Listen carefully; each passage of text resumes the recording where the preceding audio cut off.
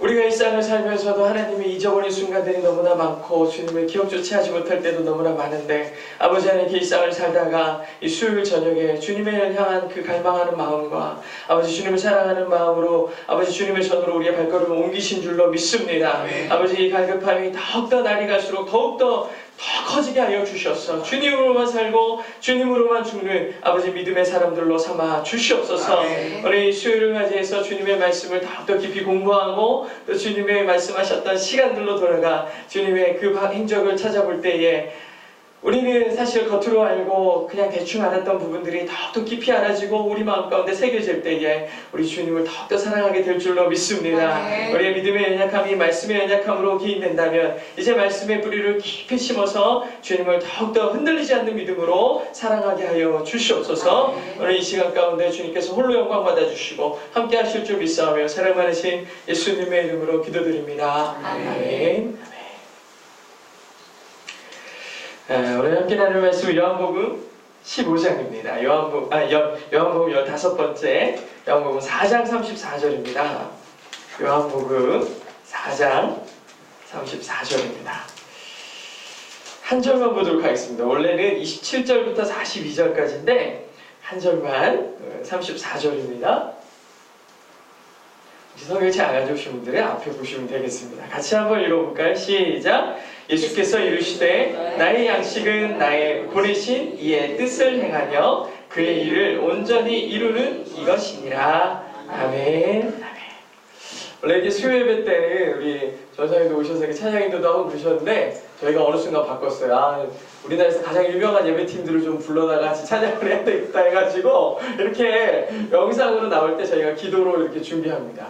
근데 처음에는 되게 어색하다 생각했는데 찬양이 이렇게 가만히 묵상하면서 이렇게 듣고 있으니까 우리 삶의 고백이 되고 너무 은혜가 되더라고요. 그래서 이제 한 10분에서 15분 동안 이렇게 찬양과 함께 기도하고 묵상하고 이렇게 한 다음에 말씀을 듣습니다.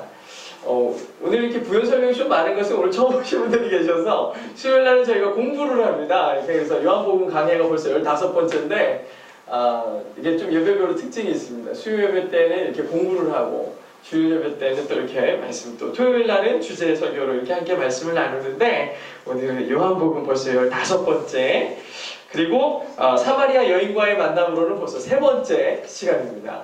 사마리아 여인과의 만남이 이렇게 깊은 뜻이 있을 줄은 우리가 생각을 미처 못했었죠. 그죠? 저희 안사람이 저한테 한 얘기가 그냥 한 시간에 하나의 얘기를 하면 안 될까? 뭐 이런 얘기를 하는데 이게 너무 중요해가지고 이렇게 섹션을 3번을 나눠서 함께 말씀을 나눴습니다. 지난주에는 이 사마리아 여인과 예수님과의 만남에서 사마리아 여인이 궁금해하는 부분이 생겼어요.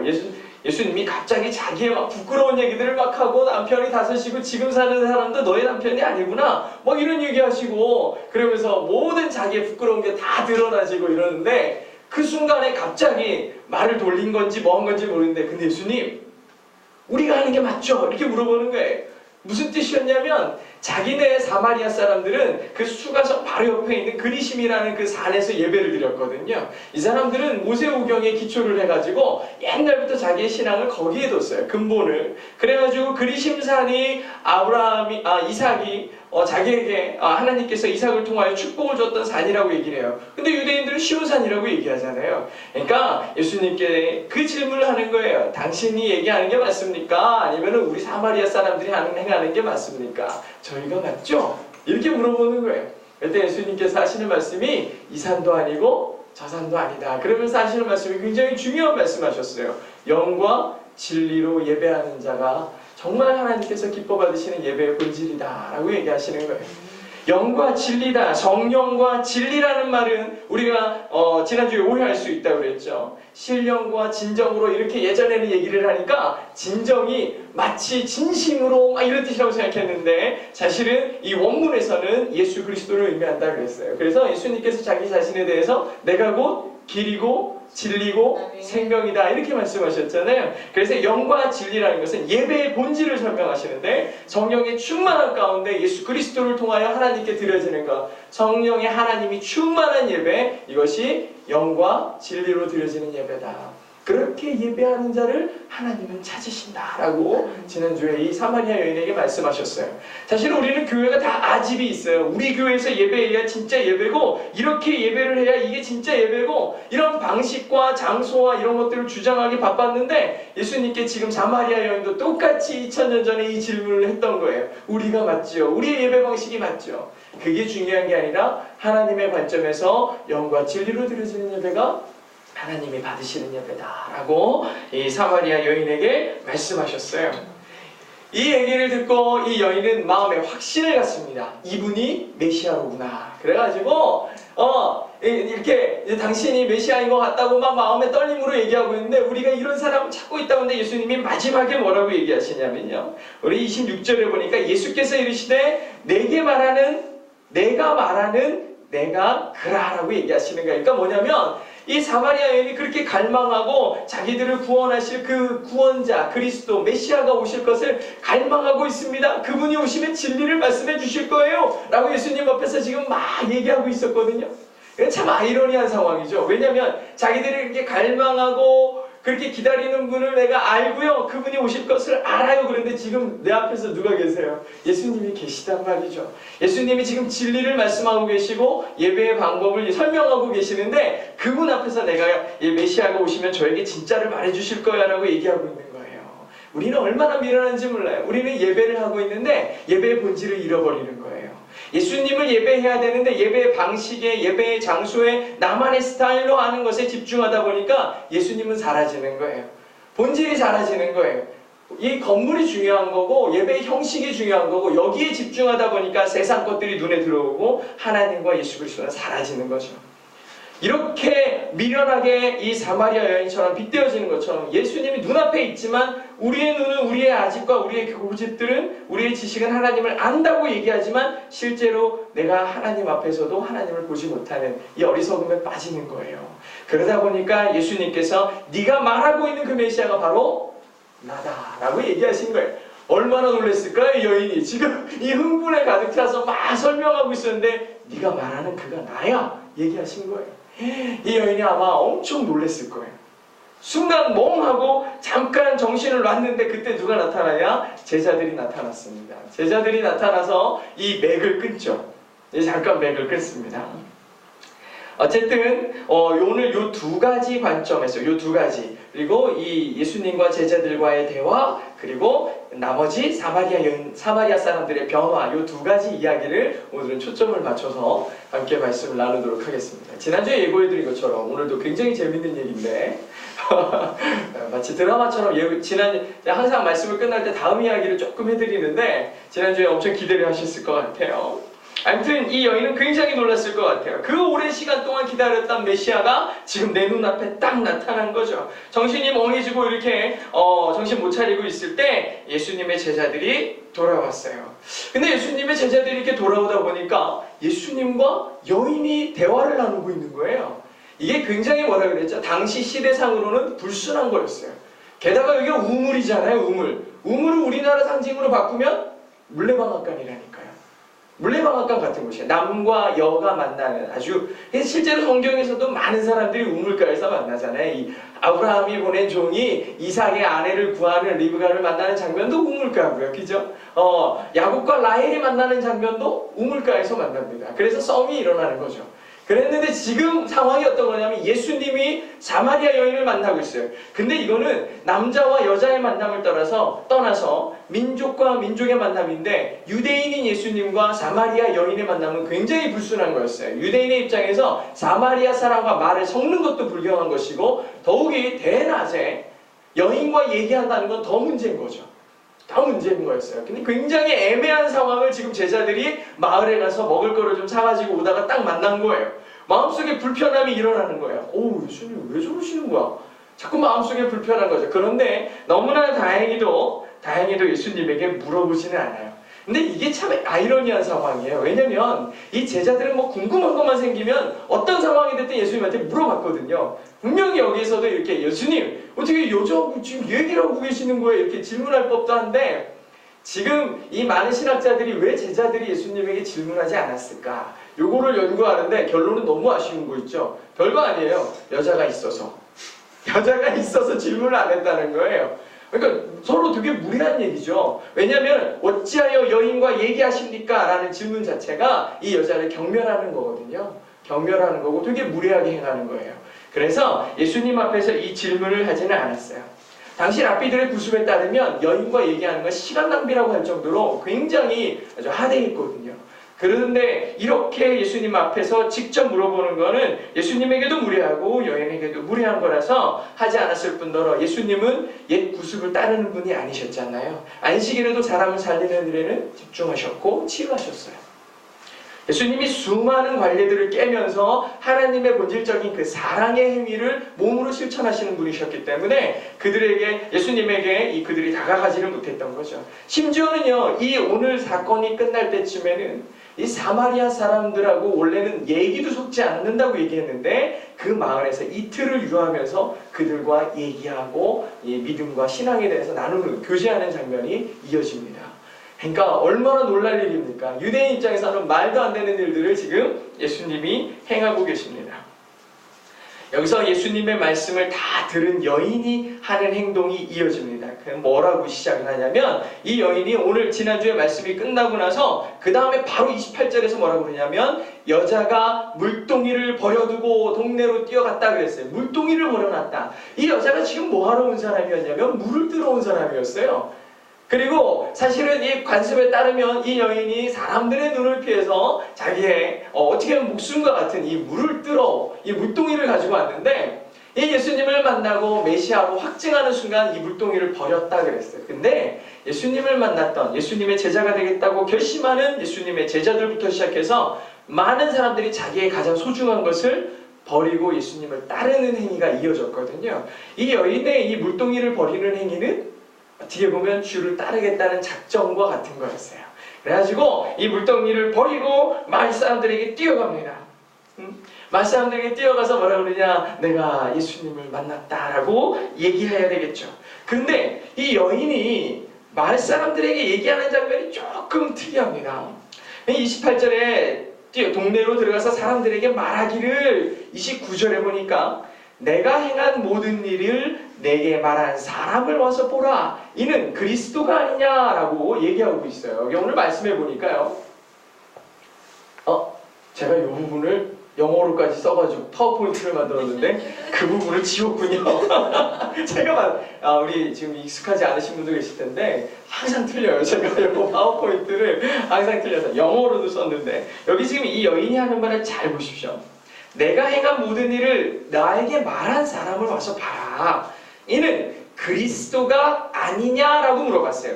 이상하죠? 이분이 그리스도입니다라고 외친 게 아니고 이가 그리스도가 아니냐라고 얘기합니다.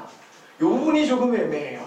저는 당연히 어렸을 때부터 설교를 들을 때는요, 이 여인이 예수님과의 만남에 감동을 해가지고 도저히 전하지 않고는 견딜 수 없는 그 감동으로 수치와 부끄러움을 안고도 대낮에 마을로 뛰어가 그리스도를 전한 그 기쁨의 사람이다라고 상징적으로 들었었는데 이 부분을 제가 공부하면서 들었다는 것은 이 여인이 아니냐라고 is not this Christ라고 물어봤거든요. 원래는 this is Christ, 이분이 주입니다 라고 물어봐야 돼, 얘기해야 되는데 약간 부정형으로 대답을 했어요. 원어적으로 얘기하면 이분이 그리스도가 아닐 수가 있겠느냐? 이런 식으로 약간 돌려서 얘기합니다. 왜 이렇게 얘기했을까라고 고민을 하니까 이 여인도 아직은 확신하지 못했던 거예요. 심지어는요, 예수님에 대해서 메시아라고 얘기하는 게 두려웠을 수도 있어요. 왜냐하면 예수님을 만난 감동은 있어요. 자기에게 자기의 비밀과 숨겨두었던 얘기들에 대해서 예수님이 이미 환하게 알고 계시는 것에 대해서 그분이 메시아임을 알기는 알겠는데 이 말을 함부로 했다가는 자기가 이단자로 몰릴 것 같고 자기가 또 얼마나 부끄러움을 안고 있습니까? 숨어서 살고 사람들의 눈을 피해서 사는 사람들이라고 했는데 자기의 평판이 안 그래도 좋지 않은데 거기에 달려가서 얘기한들 이 사람들이 과연 믿을까? 이러한 고민들도 있었어요. 이러한 고민들이 있다 보니까 분명히 예수님이 메시아인 건 맞는 건 맞지만 확신하기가 좀 어려웠던 거죠. 이렇게 해서 이 여인이 마을 사람들에게 전달하는 내용은 약간 부정적인 내용으로 전달이 됩니다. 그런데 한 가지 확신에 차서 한 말은 뭐였냐면 내가 행한 모든 일을 내게 말한 사람을 와서 보라 이랬어요. 이 말은 굉장히 중요한 말이에요. 와서 보라, come and see거든요. 이 말은요, 많은 사도들도 했어요. 와서 보라, 교회로 와서 봐라. 우리가 하나님 안에 감동되지 않으면 어떻게 이런 일을 할 수 있겠느냐, 이런 얘기들하고 일맥상통하는 거예요. 사실 이 사마리아 여인에서 예수님께서 자신을 향해서 메시아라고 얘기하는 장면은 사복음서 통틀어서 여기밖에 안 나와요. 사마리아 사람들이 다 회복돼가지고 돌아오는 장면도 요한복음밖에 안 나와요. 이거는 사실 사도행전 중반에 가서야 사마리아를 향해서 전도하는 장면, 이방인을 향해서 전도하는 장면이 나올 뿐이지 사마리아 사람들을 만나는 장면은 다른 복음서에 안 나오거든요. 그러니까 이게 얼마나 놀라운 장면인지를 우리는 인식할 필요가 있어요. 와서 봐라. 사실 이 사마리아 여인이 얘기하는 것처럼 예수님이 그리스도가 아니겠느냐라고 얘기하는 자기의 말에는 힘이 없었지만 내가 본 분이 메시아인 건 확실했던 거예요. 그러니까 내가 말하는 말을 못 믿겠더라도 일단 너희는 뭐 해라? 와서 그분을 만나라 라고 얘기하는 거예요. 나 자신에게서는 확신이 없지만 그분은 분명하신 분이야. 너희들이 와서 봐라. 저도 가끔 전도하다 보면요, 이런 부분이 좀 안타까운 거예요. 이 여인은 얼마나 행복했을까라는 생각도 들었어요. 마음에 불확실함은 있지만 예수 그리스도는 확실한 분이잖아요. 세상에 나가서 사람들이 야 보여줘 예수님 보여줘 그러면 이 여자처럼 이 여인처럼 얘기하면 되잖아. 와서 그럼 봐. 저기 계셔. 이렇게 얘기하고 싶은 거예요. 그 부분이 너무 아쉬워요. 마음에 그 담대함과 확신이 없는 거죠. 저는 어쩌면 이 여인보다도 믿음이 더 없을 수도 있어요. 그런데 저는 교회가 이런 역할을 해야 된다는 거죠. 우리 성도가 이렇게 와서 보라고 얘기할 수 있어야 되는 거예요. 오늘 이 여인을 보십시오. 별로 믿음도 없었고 마음에 상처도 많았고 수치도 많은 사람들이었죠. 그럼에도 불구하고 예수님은 이 여인을 통하여 이 한 마을을 변화시키는 도구를 쓰잖아요. 우리는 하나님의 이 강력한 복음의 메시지를 들고 있으면서 이 진리를 안고 있으면서도 세상 사람들에게 그 누구 한 명에게 확신을 가지고 얘기해보냐고요. 얘기를 못해요. 특히 요즘같이 너무나 교회가 부패되고 많은 사람들이 교회를 향해 조롱하고 이렇게 얘기할 때는 내가 그리스도인임도 드러내는 게 부끄러운 사람들이 됐어요. 어디 가가지고 나 크리스찬이야 얘기하는 게 부끄러운 사람이 되잖아요. 이 여인처럼 그 많은 수치와 아픔을 안고 있지만 예수님께 와서 봐라. 교회로 와서 봐라. 교회로 와서 주 안에서 기뻐하는 자들을 좀 만나보고 그들과 함께 그 기쁨을 나눠봐라 라고 얘기할 수 있는 자신감이 우리 안에 있느냐 물어보는 거예요. 저는 우리 동행의 성도들이 나는 정말 믿음이 별로 없어요. 난 정말 연약해요. 그래도 내가 자신 있게 얘기할 수 있는 분 예수 그리스도. 그리고 우리 교회 안으로 들어와 주님을 만나보세요. 복음을 만나보세요 라고 얘기할 수 있는, 그렇게 자랑스러워할 수 있는, 일단 와서 만나보세요 라고 당당하게 말할 수 있는 그런 교회가 되고 싶어요. 그런 목회자가 되고 싶고 그런 성도들이 됐으면 좋겠습니다. 이렇게 이 여인은 예수님을 자기의 연약함을 드러내면서 자신 없지만 그래도 자신 있게 얘기한 거, 그분에게 와서 그분을 만나보십시오 라고 얘기했어요. 이 사마리아 여인의 이렇게 소극적인 전달에도 불구하고 결과는 정말 놀라웠어요. 이게 하나님의 방법이라고 생각해요. 좀 부정적이고 확신에 차지 않았던 전달에도 불구하고 그들은 마을을 떠나서 우물로 다 나옵니다. 이 장면이 정말 놀랍지 않나요? 이 사마리아 사람들에게 이 여인이 다가가서 와서 보십시오 라고 얘기하니까 29절에 보니까 이 그리스도가 아니냐, 30절에 그들이 동네에서 나와 예수께로 오더라 라고 되어 있어요. 이 사마리아 여인은 얼마나 불신했겠습니까? 마을 사람들이 다 부정한 여인이라고 생각했을 것이고 얼마나 이상하게 생각했을 거예요. 근데 그 여인이 달려와서 부정적으로 내가 그리스도를 만난 것 같아 라고 얘기하니까 그러면서 이 마을 사람들이 마을을 떠나서 예수님을 만나러 다 따라가는 거예요. 그리고 난 다음에 중간에 이야기가 삽입이 되고 그 다음에 39절부터 시작되는 거예요. 여자의 말이 내가 행한 모든 것을 그가 내게 말하였으니 증언함으로 그 동네 중 많은 사마리아인이 예수를 믿는지라 라고 되어 있어요. 어떻게 했어요? 이 여인이 예수님을 만날 때는 수많은 견제와 조롱과 예수님에 대한 이런 비판들이 있었지만 그가 변화되어 도구가 되어 예수님을 그 마을에 들어가서 한마디를 전했는데 많은 사람들이 예수를 믿기 시작했다는 거예요. 우리는 보통 전도의 도구, 하나님의 도구로 쓰임받으려면 달란트가 엄청 많아야 되는 줄 알아요. 열정이 막 폭발을 해가지고 견딜 수 없는 그 열정을 가지고 세상을 향해 나가야 된다고 생각하는 거예요. 근데 성경에는요, 그렇지 않은 사람이 되게 많았어요. 요나 같은 사람은 엄청난 선지자라고 생각하잖아요. 근데 하나님의 명령에 제일 말 안 들었어요. 모세 같은 사람 보십시오. 모세도 하나님께서 7번, 8번을 설득하시는 거예요. 뭔 말만 하려면 저 못해요. 저 못해요 그러는 거예요. 야, 가서 말 좀 전해라 얘기하니까 바로에게 가라니까 모세가 제일 많이 하는 말이 뭔지 아십니까? 저는 입이 둔한 자다 그랬어요. 무슨 말이에요? 저 말 못해요. 말 못하는 사람이에요. 계속 반발하는 거예요. 이렇게 말하시는 당신은 누굽니까? 하나님한테 하나님 이름을 물어보고 막 반발하는 사람이었어요. 신실한 사람이었느냐? 그렇지 않아요. 엘리야도요, 그렇게 놀라운 기적을 보고도 죽음의 위기인데 나 좀 죽여달라고 얘기하는 사람이었다고요. 요나도 보세요. 사실은 3일 낮을 돌아다녀야 되는 그 니느웨 그 성읍이었잖아요. 엄청 큰 성읍이었는데 반나절 만에 끝냈대요, 전도를. 무슨 일이에요? 그냥 한 바퀴 뛰어온 거예요, 그냥. 아들이 죽는디야 하면서 막 뛰어다닌 거예요. 그냥 다 죽는데. 근데 그 말 듣자마자 무슨 일이 일어납니까? 사람들이 자기 옷을 다 벗고 다 상복으로 옷을 갈아입어요. 그리고 하나님 왕까지, 심지어 동물들까지 회개를 시키는 게 놀라운 역사가 일어나는 거예요. 그 아수르가 어떤 땅입니까? 이스라엘을 멸망시켰던 땅이에요. 엄청 사악하고 악독한 나라의 수도가 니느웨였거든요. 근데 그 땅이 이 요나 별거 다닌 사람이 반나절 대충 휘젓고 다녔는데 온 나라가 회개하는 역사가 일어나잖아요. 우리는 내가 대단해야 하나님의 도구 쓰임 받는 줄 알고 내가 무슨 달란트가 있어야 되는 줄 아는데, 오늘 사마리아 여인과 같이 확실한 믿음이 없고 내 안에 분명함이 없어도 하나님의 도구로 쓰임 받느냐가 훨씬 더 중요한 거예요. 열정도 대단하고 믿음도 대단하고 건물도 크고 돈도 많고, 그런데 모든 하나님의 이름을 자기의 유익을 위해 쓰기 시작하면 그는 하나님의 도구가 아닌 거죠. 하나님의 도구가 아닌 거라고요. 하나님의 뜻을 따라 사는 사람이 되어야 되는 거지, 하나님이 일하시도록 해야 하나님의 진짜 쓰임받는 도구가 되는 거지, 나의 만족을 위한 수고를 하는 것은 의미 없는 수고일 수밖에 없어요. 이 여인의 소극적인 전달이었지만 많은 사람들이 예수께 나오게 됩니다. 이 여인은 예수님의 동기가 된 거예요. 사마리아 사람들은 예수님이 그 만물에 머물기를 간절히 청해서 이틀이나 거하면서 그 이틀을 거하는 동안 무슨 일이 일어났느냐? 예수님의 말씀이 41절에 나오죠. 예수의 말씀으로 말미암아 믿는 자가 더 많아져가지고 더 많아졌다는 거예요.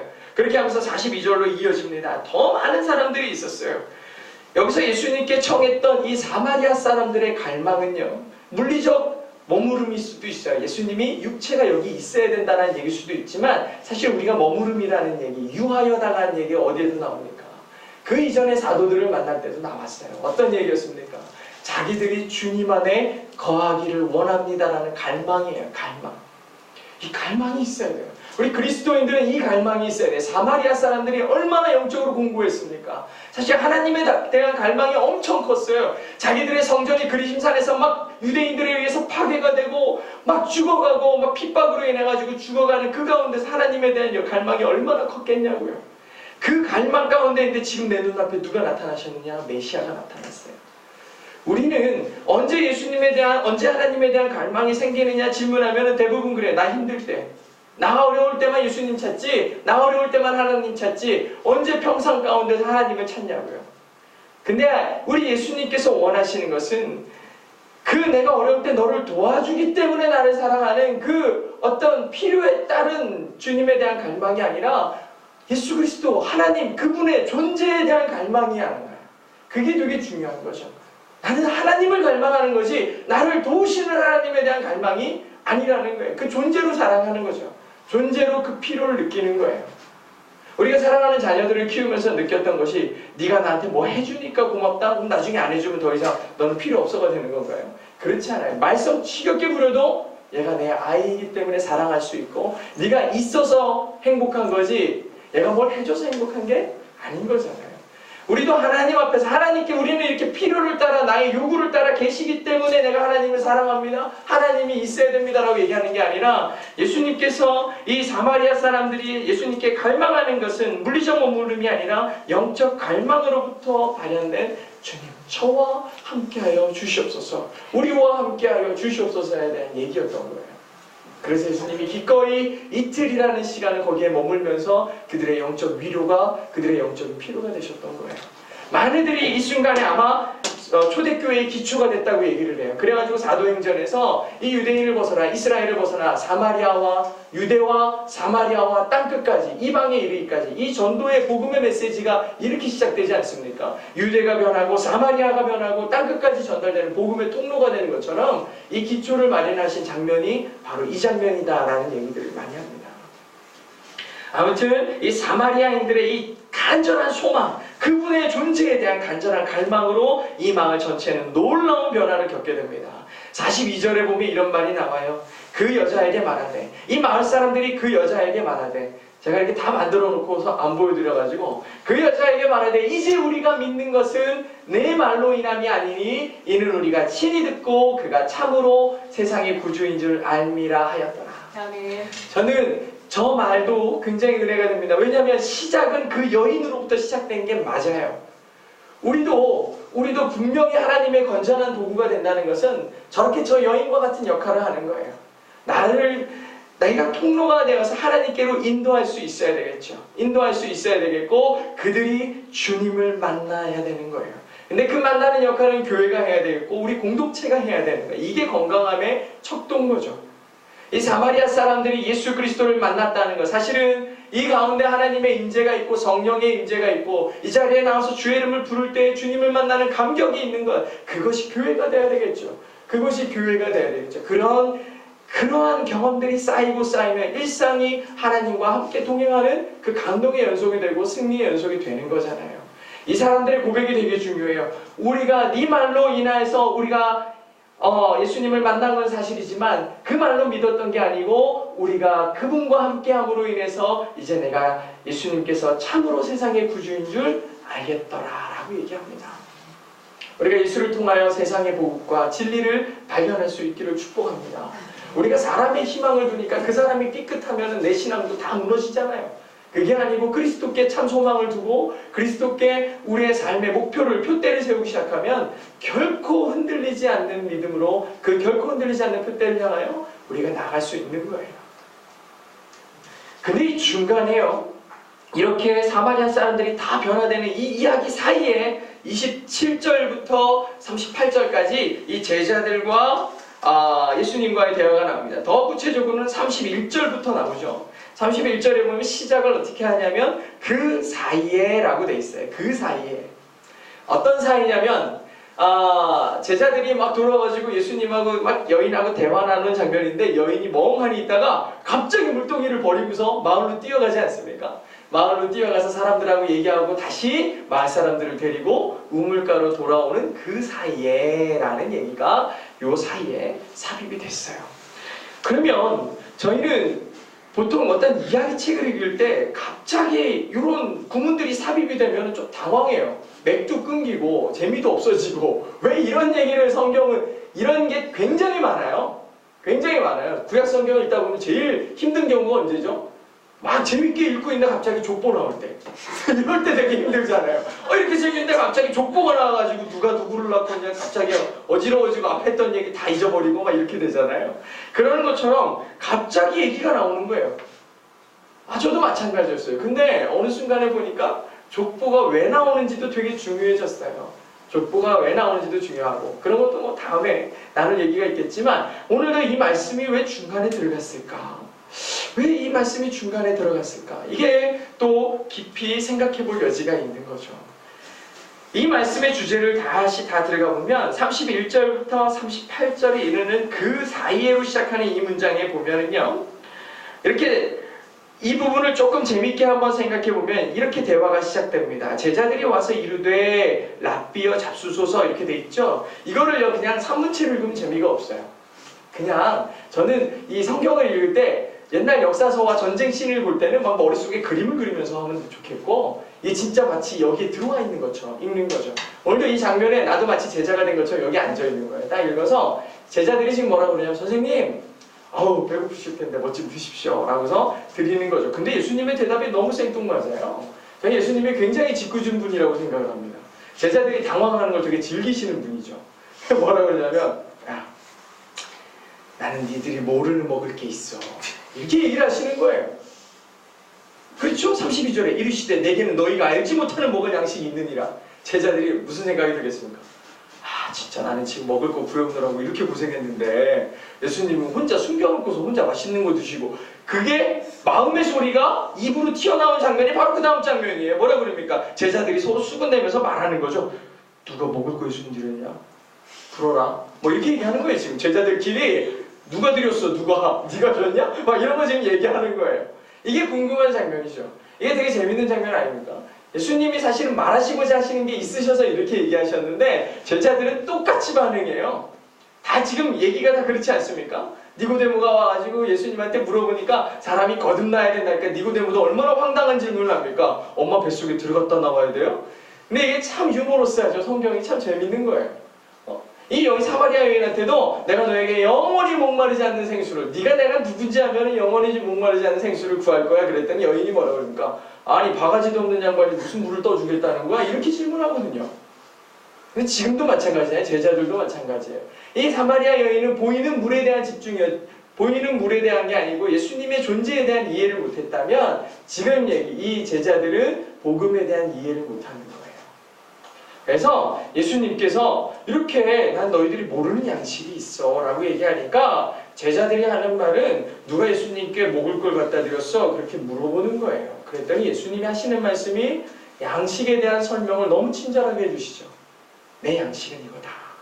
예수님께서 이르시되 나의 양식은 나를 보내신 이의 뜻을 행하며 그의 일을 온전히 이루는 거다라고 설명해 주세요. 예수님께서 살아계시는 존재의 이유, 나의 양식은, 내 양식은 나를 보내시니, 즉 하나님의 뜻과 그 뜻을 이루는 일이 나의 양식이다. 내가 살아가는 이유고 내가 살아가는 힘이다. 우리가 보통 양식 그러면 이거 먹고 힘내야지 뭐 이런 거 아닙니까? 맛있는 거 먹고 힘내고 고기 먹고 힘내고 밥 먹고 힘내고 뭐 한국 사람 밥심으로 산다는데, 그럼 예수님이 살아가는 동력이 뭐냐? 예수님이 살아 힘을 내는 능력이 뭐냐? 그 양식의 본질이 뭐다? 하나님의 뜻이고 그 하나님의 뜻을 온전하게 이루어내는 것, 그것이 예수님이 살아가는 삶의 양식이다라고 얘기하시는 거예요. 아멘. 여기서 이 제자들이 또 이해를 못할까봐 예수님이 얼마나 친절하게 설명하시냐면 35절에 보십시오. 너희는 넉 달이 지나야 추수할 때가 이르겠다 하겠지 라고 얘기하는 거예요. 보통 유대인들은 이 유대 요 지역은 보통 한 3월이나 4월쯤에 밀을 수확하니까 아마 예수님께서 지금 이 제자들과 얘기하시는 장면은 11월이나 12월 정도 되겠죠? 이때쯤에 얘기하시는 거야. 니네들은 너희들이 먹을 양식이 앞으로 한 3, 4개월은 있어야 우리가 먹을 게 좀 생기겠구나 얘기하겠지. 근데 나의 양식은 이미 다 푸르게 하얗게 지금 우리나라처럼 황금벌판으로 쫙 이루어져서 추수하기를 기다리고 있구나 얘기하시는 거예요. 근데 이 장면에서 이 추수의 대상이 누굴까 생각해보면 이제 곧 몰려올 누구들을 얘기하겠습니까? 사마리아인들에 대한 얘기겠죠. 그리고 나아가서는 수많은 이방인들과 복음의 필요를 느끼는 많은 갈망하는 자들에 대한 예수님의 예언인 거예요. 이제 저렇게 복음을 기다리고 추수해야 될 사람들이 저렇게 많구나 라고 얘기하시는 거예요. 휘어져서 추수하게 되었구나.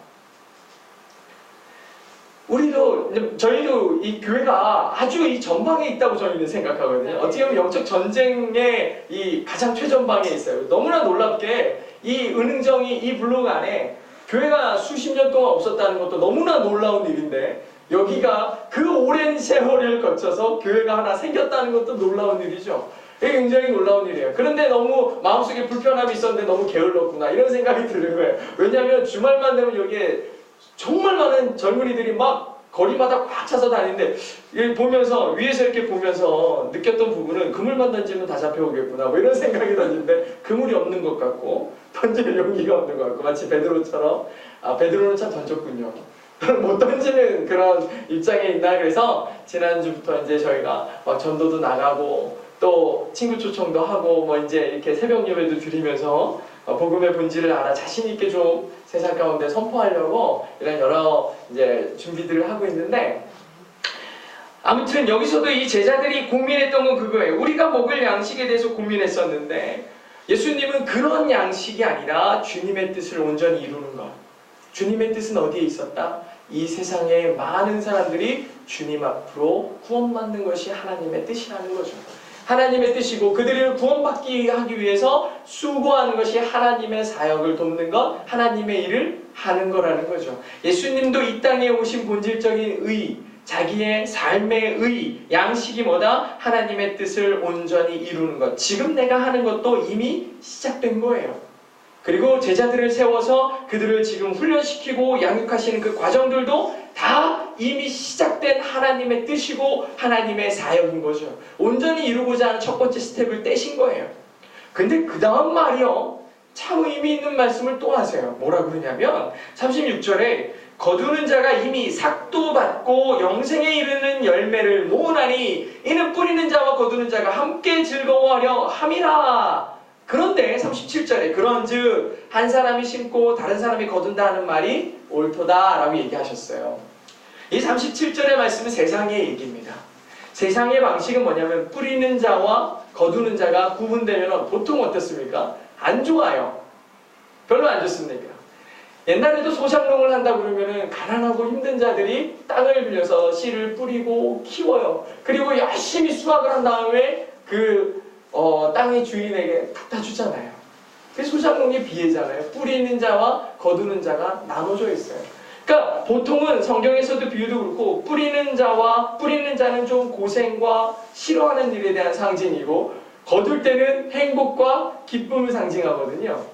근데 이게 보통의 상식이라면, 이것이 구분되는 것이 상식이라면 오늘 예수님께서 얘기하시는 36절의 말씀은 마지막에 뭐라고 하냐, 이는 뿌리는 자와 거두는 자가 함께 즐거워한다 그랬어요. 이게 하나님의 방법인 거예요. 하나님께서 원하시는 것, 뿌리는 자와 거두는 자가 함께 행복하다. 근데 여기서 뿌린 자가 누구였냐면, 복음의 씨앗을 뿌리는 자가 누구였냐면 예수님을 포함한 수많은 하나님이 보내셨던 선지자들이었던 거예요. 하나님의 복음의 선포자들이 되었고 세상 가운데 하나님을 전달했던 수많은 자들의 씨 뿌리는 자들이었어요. 그들의 수고를 무시하는 게 아니라 그들의 수고들이 다 쌓이고 쌓여서 이제 너희는 뭐 하면 된다? 거둠의 기쁨을 누려라 이러시는 거예요. 거두는 자의 기쁨을 누려라. 예수님이 이건 축복하시는 거예요. 너희들은 거두어라. 거두어라. 38절에 내가 너희로 노력하지 아니한 것을 거두러 보내었노니, 너희들은 씨를 뿌린 것도 아니고 뭐 한 것도 아니지만 너희를 뭐 하러 보냈다? 거두러 보내니 다른 사람들은 노력하였고 너희는 그들이 노력한 것에 참여했다 그랬어요. 그 뿌리는 것에 대한 거두음의 기쁨을 너희들이 누려라. 예수님이 제자들에게 말씀하시는 거죠. 지금 씨 뿌림의 본질은 예수님이 이미 행하고 계시는 거죠. 이 여인에게 씨를 뿌린 거예요. 이제 열매는 수많은 마을 사람들이 몰려와가지고 주님을 만나고 복음에 참여하게 되는 거죠. 너희는 뭐 해라? 제자들에겐 이 기쁨을 누려라 이겁니다. 이 기쁨을 누려라. 근데 이게 기쁨인 줄 모르는 사람들이 너무 많은 거죠. 우리가 주님 안에 감동되고 그 복음에 감동되기 시작하면 사람들에게 나와서 복음을 전하는 게 기쁨으로 바뀌는 거예요. 그리고 주님에게 감동되어서 돌아오는 그 한 영혼을 바라보는 그 마음이 예수님이 느꼈던 씨 뿌렸던 자 하나님의 기쁨과 우리가 똑같이 느끼는 함께 기뻐하는 기쁨의 승리의 공동체로 바뀐다는 것을, 변화된다는 것을 예수님은 이미 이때 제자들에게 말씀하시는 거예요. 교회된 제자들에게, 그리고 씨 뿌렸던 수많은 선지자들의 죽음과 아픔들, 어쩌면 우리에게 있어서 우리가 거두는 자가 된다는 건 수많았던 신약에 많았던 예수 그리스도를 위해 죽었던 수많은 사도들, 우리나라의 이전 시대의 복음의 그 사명으로 죽어갔던 수많은 목사님들, 성도들, 이러한 많은 이들의 씨 뿌림의 결과로 우리는 이 땅 가운데 복음의 수확을 거두고 있는 거잖아요. 이 기쁨이 우리 안에 있느냐 물어보는 거예요. 날마다 우리는 주님 앞에 있으면서 그 기쁨을 누리지 못할 때가 너무나 많은 거예요. 근데 오늘 예수님이 권면하는 거예요. 씨 뿌리는 자도 거두는 자도 함께 기뻐하는 이 누림이 우리 안에 있기를 원한다. 부탁하시는 거예요. 오늘 예수님은 사마리아를 전도하셨습니다. 한 여인의 회심으로 한 마을이 예수님께 나오게 되었죠. 예수님은 이런 모습을, 그들이 돌아오는 모습을 보면서 추수할 때가 되었다라고 얘기하시면서 여인의 탁월함의 결과가 아니라 주께서 복음 되시고 씨 뿌리는 자의 수고로 인하여 너희는 거두는 기쁨을 만끽하는 것을 주님은 이런 예들을 통해서 보여주고 계십니다. 사마리아인들의 마음속에 그리스도에 대한 갈망이 있었고, 어쩌면 우리도 저 세상 가운데 세상에서 헤매고 돌아다니는 그 수많은 영혼들의 마음 가운데 하나님을 향한 갈망이 분명히 차지하고 있을 텐데, 우리는 그 통로의 역할을 못하는 거죠. 복음의 건전한 통로가 되지 못하다 보니까 교회가 막히고 성도들의 삶에서 막히고, 이러다 보니까 복음이 온전히 전달되지 못하는 거죠. 근데 저는 우리의 연약함 때문에 전달이 안 되는 게 아니라 사마리아 여인하고 똑같은 우리의 예시인 거예요. 나는 연약해요. 나는 부족하죠. 사마리아 여인과 마찬가지로. 그렇지만 하나님이 나를 도구로 쓰시고 주님의 도구가 되면 나는 연약해도 하나님이 일하시면 세상은 변화된다는 거예요. 우리는 요나와 같이 사마리아 여인같이 세상 가운데 선포하는 자가 되어야 되겠고, 복음을 자랑하는 자가 되어야 하는 거죠. 그리고 그 안에서 기쁨을 누려라, 이렇게 말씀하시는 그 주님, 예수님께서 얘기하신 것처럼 나의 양식은 하나님의 뜻이고 그 뜻을 이루는데, 온전히 이루는데 있다 하시는 그것처럼 우리 교회와 성도들의 양식도 멋진 건물과 많은 사람들과 넉넉한 재물이 아니라 하나님의 뜻을 행하며 그분의 뜻을 온전히 이루는 것으로 양식 삼아야 될 줄로 믿습니다. 이렇게 주님의 귀한 예배자들이 되셔서, 하나님의 사람들 되셔서 하나님의 뜻 온전히 이루는 삶, 그리고 여러분의 신앙이 될 수 있기를 주의 이름으로 축복합니다. 기도하겠습니다. 하나님 감사합니다. 오늘 복음에 대한 전파에 대해서 함께 우리 사마리아 여인과 또 예수님과의 제자들의 대화를 통해서 살펴보았습니다. 아버지 하나님, 우리는 주님 앞에 서기에도 너무 부끄럽고 연약한 존재입니다. 아버지 하나님, 하지만 순간순간 이 사실을 잊어버린 채 하나님 앞에 나의 자랑거리들을 늘어놓고 하나님 앞에 나를 높이려는 시도들이 얼마나 많은지 모릅니다. 아버지 하나님, 미련하고 연약한 가운데 하나님의 도우심을 구하고 주님의 손에 이끄심을 따라서 아버지 하나님 복음을 전하고 양식 삼아 하나님의 온전하신 뜻의 이름이 이 땅 가운데 이루어지기를 소망하는 마음이 우리 가운데 필요한데, 아버지 하나님, 우리는 여전히 교회와 복음을 그리고 하나님을 나의 도구와 나의 욕심을 이루는 도구로 사용하지는 않는지 다시 한번 이 시간 생각해 보게 됩니다. 아버지 하나님, 우리의 구세주 되시고 메시아 되시고 나를 사망에서 생명으로 옮기신 하나님의 놀라우신 은혜에 우리가 이 땅 가운데 감격하며 삶 속에서 주의 이름을 전하고 이 땅 온 열방이 주님 앞에로 돌아오는 그 잃어버린 한 영혼이 주께로 돌아올 때 느끼는 그 감격과 기쁨이 우리 안에 하나님의 마음과 같이 동화되어서 기쁨으로 누려질 수 있도록 사랑하는 우리 성도들을 축복하여 주시고 그들의 삶 가운데 넘치는 은혜로 부어 주시옵소서. 아버지 하나님, 이 땅의 교회가 그렇게 회복되기를 원합니다. 이 땅의 성도들이 그렇게 회복되기를 원합니다. 세상의 자랑거리로 교회에 자랑 삼지 않게 하시고, 하나님께서 원하시는 것처럼 주님 예수님께서 그렇게 살아가셨던 것처럼 우리의 양식도 하나님의 뜻과 하나님의 뜻에 온전히 이rum이 될 수 있도록 우리를 사용하시고 우리의 삶 가운데 역사하여 주시옵소서. 말로만 지식으로만 하는 그러한 것이 아니라 내 삶으로 실천되어지게 하여 주시옵소서. 아버지 하나님, 주님의 뜻이 하나하나 이룰 때마다 우리 삶 가운데도 큰 기쁨이 넘치기를 원하고, 그 기쁨과 감격과 승리가 우리의 삶을 윤택하게 하며 천국을 맛보는 우리 사랑하는 성도들 되게 하여 주시옵소서. 오늘 이 시간 예배드린